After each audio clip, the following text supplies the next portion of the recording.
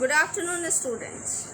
Today we are study about the National Policy on Education 1986. आज हम लोग national policy on education 1986 के बारे में पढ़ेंगे। इसमें लिखा है, जैसे कि आप लोग स्क्रीन पर देख पा रहे होंगे, पार्ट 2 आज हम लोग पढ़ने जा रहे हैं। पार्ट 2 की मीन ये है कि इससे पहले जो है मैंने पार्ट 1 को बनाया हुआ है, और पार्ट 1 में कि इसको क्यों बनाया गया और इसके लिए ड्राफ्ट जो बना और किस तरह से ये पॉलिसी कंस्ट्रक्ट हुई है, उसके बारे में सारी इन्फॉर्मेशन जो है वो पार्ट 1 में दी हुई है। इसके बाद मैं आप लोगों को एक बात बताती चलूँ कि नेशनल पॉलिसी ऑन एजुकेशन को 12 पार्ट्स में डिवाइड किया गया है। ये जो 12 पार्ट्स हैं उनको डिवाइड करने का मेन पर्पस ये है कि हर पार्ट के ऊपर बेहतर से बेहतर जो है मतलब हर एस्पेक्ट को, इन 12 पार्ट्स के हर एस्पेक्ट को कवर करते हुए जो बेहतर से बेहतर है वो रिकमेंडेशन दी जा सके। तो इसके 12 पार्ट्स क्या हैं, सबसे पहले तो हम लोग ये देख लेते हैं। फर्स्ट है द इंट्रोडक्टरी,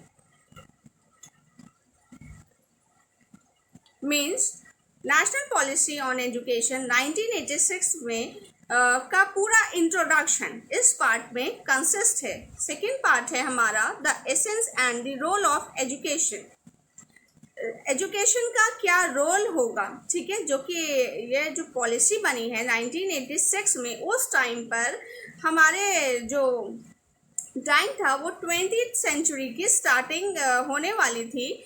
उस टाइम पर एजुकेशन का क्या रोल होना चाहिए सोसाइटी में, इस बात को बेहतर तरीके से बताया गया है। The third part is national system of education.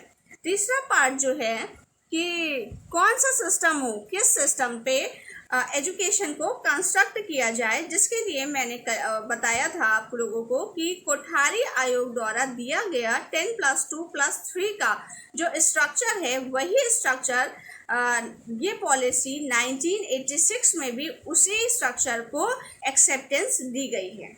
Now today we are discussing about the fourth part. आज हम लोग फोर्थ पार्ट पर डिस्कस करेंगे, जो कि education for equality and reconstruction. Fifth part reorganisation of education at different stages. ये दोनों parts को आज हम कवर करते हुए इस पॉलिसी को पढ़ेंगे। ओके, लेट्स बिगिन करने से पहले आप लोगों को एक बार सारे पार्ट्स जो हैं वो फिर से बता दिए जाएं। जैसे कि हम लोगों ने यहाँ पर 5th पार्ट तक पढ़ लिया है। 6th पार्ट में आप देख सकते होंगे कि टेक्निकल एंड मैनेजमेंट एजुकेशन दिया हुआ है। 7th पार्ट को अगर हम देखेंगे तो that is making the system work. 8th part है हमारा reorienting the content and process of education. 9th one is teacher, means teacher के बारे में क्या क्या चीज़ें होनी चाहिए जो कि हमारे टाइम पीरियड में टीचर की क्वालिटी को क्या करे, बढ़ा दे। 10th one is the management of education. 11th one is resources and review, and 12th one is the future. ठीक है, आपको नेशनल पॉलिसी ऑन एजुकेशन 1986 में ये 12 पार्ट्स को कंप्लीट करना है। जैसे कि मैंने अभी बताया कि फर्स्ट पार्ट में हम लोग 3 पार्ट्स को कवर कर चुके हैं, जैसे first introductory, second role of education and the third one is structure of education. इस पार्ट में हम लोग इक्वालिटी की बात करेंगे and reorientation of different stages. ठीक है, 2 टॉपिक्स को हम लोग कवर करेंगे। So let's begin. Education for equality में इक्वालिटी की एजुकेशन जो है उसके अंदर डिफरेंट जो है एस्पेक्ट को कवर किया गया है, जिसमें फर्स्ट ऑफ ऑल, जैसे कि आप अपने स्क्रीन पे देख पा रहे होंगे, एजुकेशन फॉर वुमेन इक्वालिटी की बात की गई है। इसमें कहा गया है कि जो एजुकेशन है उसको क्या है करना है, हमको ऐसी कंस्ट्रक्ट करना है जो वुमेन इक्वालिटी पर जोर दे। यानी कि वुमेन इक्वालिटी की मीन्स ये है कि इक्वल राइट हो वुमेन का भी, और वुमेन्स भी हैं उनको एजुकेशन में इक्वल अपॉर्चुनिटीज़ दी जा सके। इससे क्या होगा, सिस्टम में क्या होगा, द नेशनल एजुकेशन सिस्टम जो है वो इस बात पर जोर देता है कि हमको वुमेन एजुकेशन में पॉजिटिव और इंटरवेंशनलिस्ट रोल जो है वुमेन एम्पावरमेंट को बढ़ावा देने का सकारात्मक, ठीक है, नारी सशक्तिकरण के लिए सकारात्मक भूमिका निभानी है। इसके लिए इन्होंने कहा है the development of new values through redesigned करिकुला text books, ठीक है, टेक्स्ट बुक्स और करिकुलम को हमको क्या करना है, फिर से रीडिजाइंड करना चाहिए। और नेक्स्ट अगर हम इसकी बात देखें तो नेक्स्ट में इसमें कहा गया है कि एलिमेंट्री एजुकेशन जो है जो ओवरराइडिंग प्रायोरिटी में होनी चाहिए वुमेन एजुकेशन की। Major emphasis will be laid on women participation in vocational, technical and professional education at different levels। यानी कि different level पे, चाहे वो wait a minute,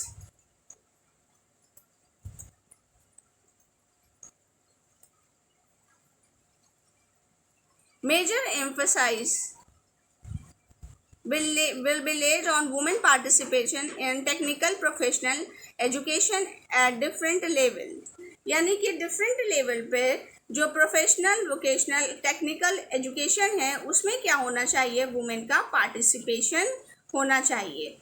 and women's को क्या करना चाहिए, नॉन ट्रेडिशनल ऑक्यूपेशन में क्या होना चाहिए, जितनी भी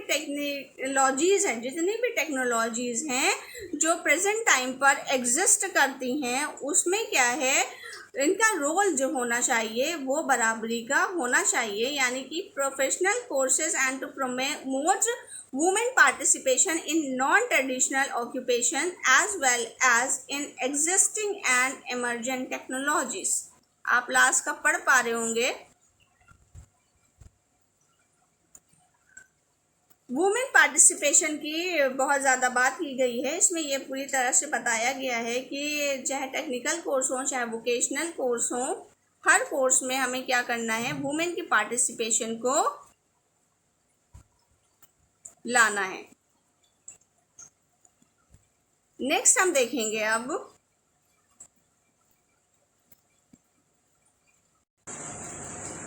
the education of scheduled caste. Next है हमारा वुमेन एजुकेशन के बाद एजुकेशन ऑफ शेड्यूल्ड कास्ट।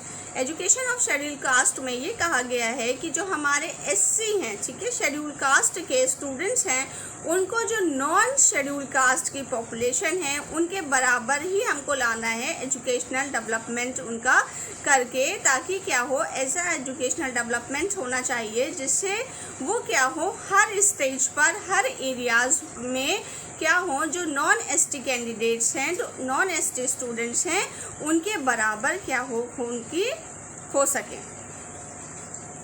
अच्छा, इन्होंने 4 डायमेंशंस बताए हैं इसके लिए। जैसे कि हमने कहा कि ऑल एस्पेक्ट में और ऑल एरियाज़ को कवर करते हुए होना चाहिए, तो इसके लिए इन्होंने जैसे रूरल अर्बन एरियाज़ को डिवाइड किया है, रूरल में मेल फीमेल को डिवाइड किया है, अर्बन में भी मेल फीमेल को डिवाइड किया है। यानी कि रूरल एरिया हो चाहे अर्बन एरिया हो, चाहे मेल हो चाहे फीमेल हो, सभी को इक्वल एजुकेशन अपॉर्चुनिटीज़ देनी है ताकि वो नॉन एसटी पॉपुलेशन के बराबर ग्रोथ कर सके। ओके, अब हमारा नेक्स्ट है, the next one is the education of scheduled tribes. Scheduled tribes के बारे में इन्होंने ये कहा है कि हमको क्या करना है, शेड्यूल्ड ट्राइब्स को एजुकेट करने के लिए जो ओपनिंग है स्कूल्स की, प्राइमरी स्कूल्स की, जो ट्राइबल एरियाज़ हैं वहाँ पे, तो क्या करना है हमको, फर्स्ट ऑफ ऑल जो स्कूल बिल्डिंग्स हैं वहाँ पे प्राइमरी स्कूल्स के लिए बिल्डिंग्स को जो कंस्ट्रक्शन है वो जिन एरियाज़ में सबसे पहले ज़रूरत हो बनाने की स्कूल की, कि शेड्यूल ट्राइब्स के लिए जो हमारा कंस्ट्रक्शन ऑफ स्कूल है, प्राइमरी स्कूल है, ठीक है, जहाँ पर ऐसे एरियाज़ हैं ट्राइबल एरियाज़ में जो ओपनिंग है स्कूल की, वो हमको कैसे करनी है, जहाँ पर सबसे ज़्यादा ज़रूरत है हम उन एरियाज से शुरू करेंगे, ठीक है। और इसके लिए जो फंड होगा वो एजुकेशन फंड से दिया जाएगा। और हमको क्या करना है, इन्होंने कहा है जो एजुकेशन पॉलिसी है 1986 में, इसमें कहा गया है कि NREP और RLEGP, ठीक है, दोनों का फुल फॉर्म है। फर्स्ट ऑफ ऑल हम लोग फुल फॉर्म देख लेते हैं। NREP का फुल फॉर्म है the national rural employment programme, और नेक्स्ट है RLEGP का full form the rural labour employment guarantee programme. ये दोनों जो प्रोग्राम्स हैं इनको क्या करना है, हमको जो ट्राइबल वेलफेयर स्कीम्स हैं इनको क्या करना है, इसके अंडर में चलाना है। नेक्स्ट अब हम देखेंगे एजुकेशनल बैकवर्ड सेक्शन। नेक्स्ट हम एजुकेशनल बैकवर्ड सेक्शन के बारे में बात करेंगे। एजुकेशनल बैकवर्ड सेक्शन के एजुकेशन के बारे में उन्होंने कहा है कि हमको क्या करना है, जो बैकवर्ड सेक्शन है उनके लिए क्या करना है, प्रोत्साहन राशि देनी है, और विशेष तौर से ऐसे एरियाज़ में प्रोत्साहन राशि हमको देनी है जो कि रूरल हो, हिल एरियाज़ हो, डेजर्ट एरियाज़ हो, रिमोट एरियाज़ हो, और ऐसे दुर्गम स्थान हो जहाँ पर पहुँचना जल्दी मुमकिन नहीं हो। और हमें क्या करना है, इन लोगों के लिए जो स्कूल इंफ्रास्ट्रक्चर है उसको भी क्या करना है, हमको बेहतर से प्रोवाइड कराना है। ओके, अब हम नेक्स्ट देखेंगे माइनॉरिटीज़ के बारे में। अब हम पढ़ेंगे, इससे पहले हम लोगों ने अभी क्या पढ़ा, फिर से एक बार देख लीजिए। अदर एजुकेशनल बैकवर्ड सेक्शन, यानी कि जो एजुकेशनली बैकवर्ड सेक्शन है इसके बारे में हम लोगों ने अभी पढ़ा है, यानी कि एजुकेशनली बैकवर्ड है, ठीक है। तो एजुकेशनली बैकवर्ड के बारे में अभी हमने पढ़ा है। उन्हीं के लिए कहा गया है कि जहाँ पर एजुकेशन नहीं है, जो हिल एरियाज़ हैं, रूरल एरियाज़ हैं, डिज़र्ट एरियाज़ हैं, रिमोट एरियाज़ हैं, जहाँ पर दुर्गम स्थान है, जहाँ पर एजुकेशन नहीं प्रोवाइड हो पा रही है, वहाँ पर एजुकेशन को पहुँचाना है, और वहाँ पर इंस्टीट्यूशनल इंफ्रास्ट्रक्चर भी क्या करना है, बनाना है, ठीक है। अब हम पढ़ेंगे, मतलब हमने इसलिए आप लोग को ये बताया कि आप बैकवर्ड सेक्शन से मतलब कंफ्यूज ना हो सकें। This is educationally backward section.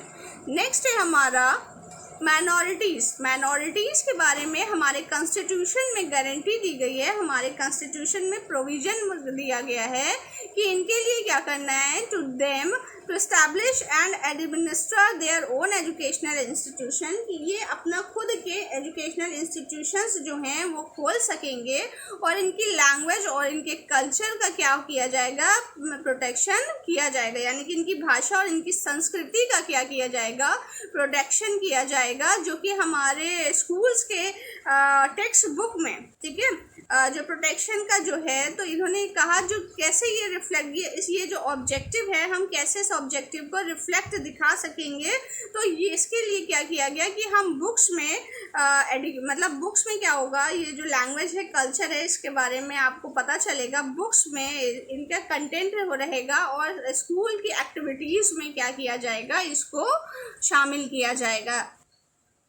जैसे कि आप यहाँ पे देख सकते होंगे, to them establish and administer their own educational and institution and protection to their language and culture, ठीक है। किसके लिए, इससे जो ऑब्जेक्टिव अब कैसे रिफ्लेक्ट होगा, of textbook and in all school, एक मिनट,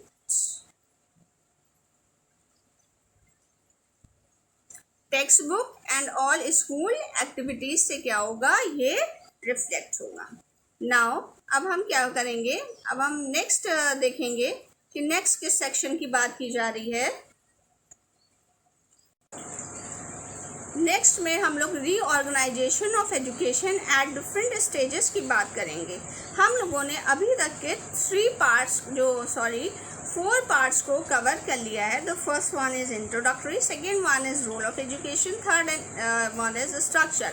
अभी हमने फोर्थ एजुकेशनल इक्वालिटी के बारे में डिफरेंट जो हैं हमारे ग्रुप्स हैं सोसाइटी के, उनकी एजुकेशनल इक्वालिटी को लाने के लिए उनके एजुकेशन का स्ट्रक्चर कैसा हो इस बारे में पढ़ा है। नाउ अब हम अपने फिफ्थ पार्ट पे आते हैं, reorganisation of education at different stages, यानी कि डिफरेंट स्टेजेस पर कैसा ऑर्गेनाइजेशन एजुकेशन का होना चाहिए। इसके लिए इन्होंने कहा है सबसे फर्स्ट ऑफ ऑल है, जैसे कि आप देख रहे होंगे इस वक्त अभी हम पढ़ेंगे early childhood care and education. जो फर्स्ट है हमारा वो early childhood care and education है। इसके बारे में इन्होंने कहा है, आप इधर देख पा रहे होंगे, recognizing the holistic nature of child development via nutrition, health and social, mental, physical, moral, emotional development, early childhood care and education। ठीक है, जितना भी होलिस्टिक, ठीक है, पूरी तरह से हर तरह का जो क्या करना है डेवलपमेंट चाइल्ड का करना है, चाहे वो न्यूट्रिशन से रिलेटेड हो, चाहे हेल्थ से रिलेटेड हो, चाहे सोशल हो, mental, physical, moral, emotional development, जितना भी डेवलपमेंट हो उस सब को क्या करना है हमको, जो मतलब उस हर एस्पेक्ट पे, हर डेवलपमेंट पर क्या करना है, फोकस करना है। और इसके लिए इन्होंने early childhood care and education के बारे में कहा है। Early childhood care and education को हम लोग ECCE भी कहते हैं, ECCE। The first E stand for early, second is childhood, third C stand for care and fourth one is E stand for education। Now come up to next part। Next हम लोग देखेंगे elementary education. Elementary education के बारे में इन्होंने दो बातें बताई हैं। तो first one is universal enrolment up to 14 years of age, यानी कि 14 ईयर्स ऑफ एज तक के क्या कर लेना है हमको, हर बच्चे को जो कि 14 साल की आयु का है उसका इनरोलमेंट हो जाना चाहिए। यानी कि हर बच्चे का यूनिवर्सल इनरोलमेंट की मीनिंग ये है कि हर बच्चा जो है वो स्कूल एजुकेशन उसको मिलनी चाहिए जो कि 14 वर्ष तक का है। और हमें क्या करना है, जो क्वालिटी है प्राइमरी एजुकेशन की उसमें क्या करना है, सुधार करना है। इन्होंने चाइल्ड एलिमेंट्री एजुकेशन में चाइल्ड सेंटर अप्रोच के बारे में बात की है। जो अप्रोच होगी वो कौन सी होगी, चाइल्ड सेंटर अप्रोच होगी, यानी कि हमको बच्चे की पेस पर, बच्चे के अकॉर्डिंग क्या करनी है, एजुकेशन देनी है। चाइल्ड सेंटर अप्रोच को अपनाना है। एंड एक्टिविटी बेस्ड प्रोसेस, जो प्रोसेस होगा हमारा वो एक्टिविटी बेस्ड होगा। Wait a minute,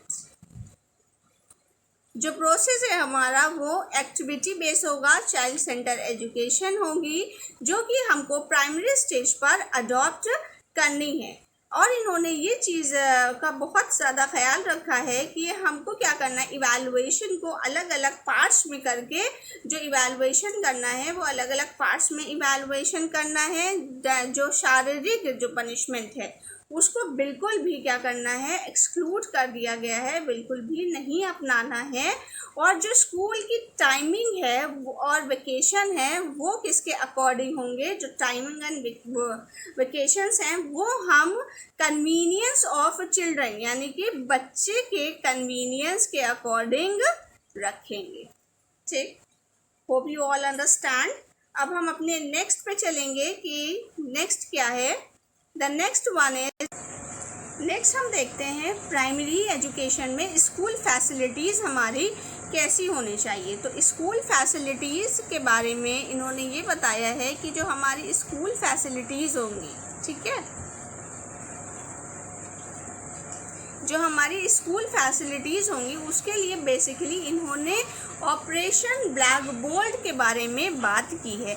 operation black board क्या है ये सबसे पहले हम लोग जान सकते हैं। ऑपरेशन ब्लैक बोर्ड में एटलीस्ट 2 रीजनेबली लार्ज रूम्स होने चाहिए, 2 लार्ज रूम होने चाहिए जो कि ऑल वेदर्स के लिए हों, जिसमें कि क्या वो एंड दी नेसेसरी टॉयज, जितनी भी स्टूडेंट के लिए नेसेसरी टॉयज हैं वो होने चाहिए। उसके अंदर रूम हो दो, कम से कम एटलीस्ट कम से कम 2 रूम हो जो सारे वेदर्स में जिनका यूज़ किया जा सके। टॉयज होने चाहिए, एक ब्लैक बोर्ड होना चाहिए, मैप्स होने चाहिए, चार्ट्स होने चाहिए और भी लर्निंग मटेरियल जो कि प्राइमरी एजुकेशन के लिए इम्पॉर्टेंट है, वो सारे लर्निंग मटेरियल इसमें होना चाहिए। आगे इन्होंने कहा है कम से कम 2 टीचर्स जो हैं वो होने चाहिए प्राइमरी एजुकेशन में, जिसमें कि जो एक टीचर है वो वुमेन टीचर रखी जानी चाहिए। इस टर्म को ऑपरेशन ब्लैक बोर्ड के नाम से भी जाना जाता है। नेक्स्ट अब हम देखेंगे इसके बाद इन्होंने सेकेंडरी एजुकेशन के बारे में क्या कहा है। सेकेंडरी एजुकेशन में हम लोग देखते हैं कि सेकेंडरी एजुकेशन के बारे में नेशनल पॉलिसी ऑन एजुकेशन 1986 में कहा गया है कि ये ऐसी अवस्था है, ये ऐसी स्टेज है जिसमें हमें क्या करना है, जैसे कि हम लोग साइंस, ह्यूमैनिटीज़ और सोशल साइंसेज में क्या कर सकते हैं, हम अब इसका डिवीजन कर सकते हैं।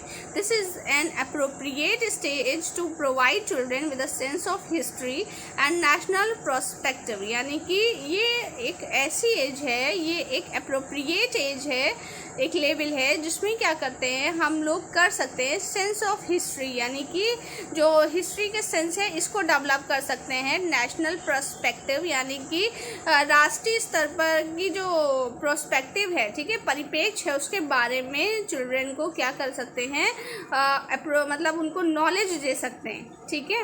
उनके अंदर ड्यूटीज़ एंड राइट्स, ठीक है, क्या एक सिटीजन्स की ड्यूटी और राइट हैं, इसके बारे में इनको बेहतर तरीके से बता सकते हैं। और क्या कर सकते हैं, इंटरनेशनल जो फीलिंग है, हेल्दी एथॉस की, ठीक है, और जो वैल्यूज़ हैं, ठीक है, एक ह्यूमन वैल्यूज़ हैं वो, और कंपोजिट कल्चर हमारा जो है उसके बारे में, ये सारी चीज़ें जो हैं हम इस स्टेज पर इनको बता सकते हैं। इसीलिए क्या करते हैं हम लोग कि इन्होंने कहा कि इसीलिए इसको, इस बात को ख्याल रखना है कि इस एज पर हमको क्या करना है, इस लेवल पे आकर हमें क्या करना है कि स्टूडेंट्स की जो साइंस, ह्यूमैनिटीज़ और सोशल साइंस में इनको डिवाइड कर देना है। और जैसे कि आप लोग सब जानते हैं कि इससे पहले भी जैसे कि कोठारी आयोग है, उसने कहा, फिर 1968 में जो नेशनल पॉलिसी आई थी उसमें भी ये बात कही गई, एंड इसमें भी ये बात कही जा रही है कि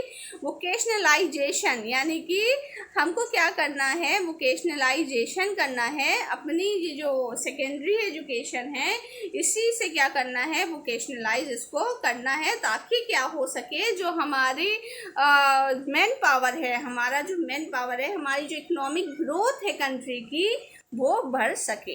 इसके बाद हम देखेंगे हायर एजुकेशन। जैसे कि हम लोग हायर एजुकेशन की बात करें तो आप लोग अपनी स्क्रीन पर देख पा रहे होंगे कि हायर एजुकेशन में क्या करते हैं, जो प्रोवाइड करना है people with an opportunities to reflect on the critical social, economic, cultural, moral and spiritual issues facing humanity, यानी कि उच्च शिक्षा संस्थाओं में हमें क्या करना है, आप लोग ये फर्स्ट, थर्ड 3 लाइनें देख सकते हैं कि उच्च शिक्षा संस्थाओं में, एक मिनट फिर से मैं इसको ड्रॉ कर देती हूँ। उच्च शिक्षा संस्थाओं में हमें क्या करना है कि लोगों को जो मानवता से संबंधित जो मुद्दे हैं, जो कि जो सामना कर रहे हैं, जो मानवता का सामना करने वाले महत्वपूर्ण, यानी कि कौन कौन से क्रिटिकल हैं मुद्दे, जैसे कि सोशल, इन्होंने कहा है इकोनॉमिकल,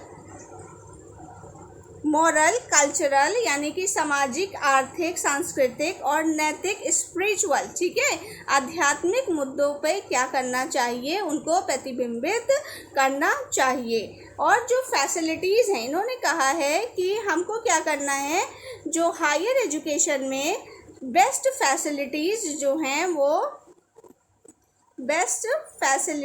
हैं वो अवेलेबल करानी है, ठीक है, सारी सुविधाएं जो हैं, बेस्ट सुविधाओं को अवेलेबल कराना है।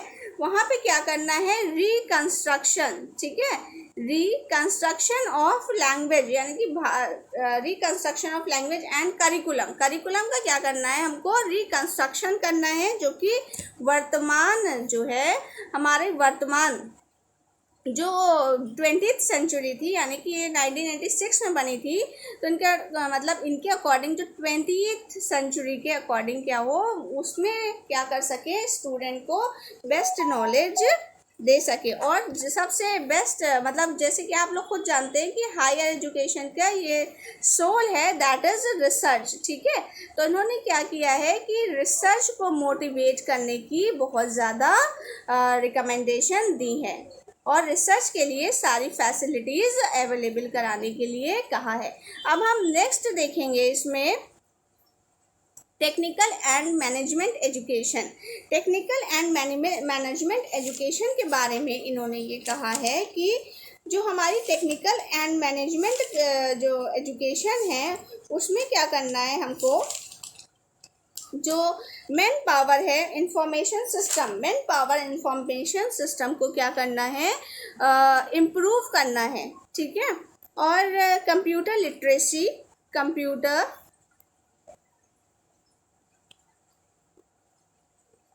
कंप्यूटर लिटरेसी की इन्होंने बात करी है। नेक्स्ट है इन्होंने डिस्टेंस एजुकेशन प्रोग्राम्स, यानी कि डिस्टेंस एजुकेशन प्रोग्राम्स जो हैं इसमें चलाने चाहिए।